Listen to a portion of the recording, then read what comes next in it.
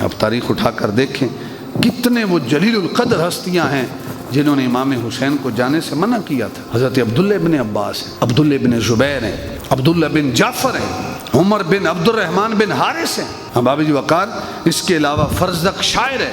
ان سب نے کہا امام حسین رضی اللہ تعالیٰ عنہ سے کہ آپ تشریف لے کر نہ جائیں۔ عبداللہ بن زبیر نے کہا کہ حضور آپ شہر مکہ میں رہیں، میں آپ کے لیے لوگوں سے بیعت لیتا ہوں شہر مکہ سے باہر۔ تو امام حسین رضی اللہ تعالیٰ عنہ نے فرمایا کہ مجھے جانا پڑے گا، حرمت قرآن کی خاطر مجھے جانا پڑے گا، عظمت ایمان کی خاطر نہیں جاتا تو حیدر کے گھر کی آن جاتی ہے، تمہارا دین میری غیرت ایمان جاتی ہے، میں جاتا ہوں کہ دنیا میں وفا کا نام رہ جائے، میرا کچھ نہ رہے لیکن خدا کا نام رہ جائے۔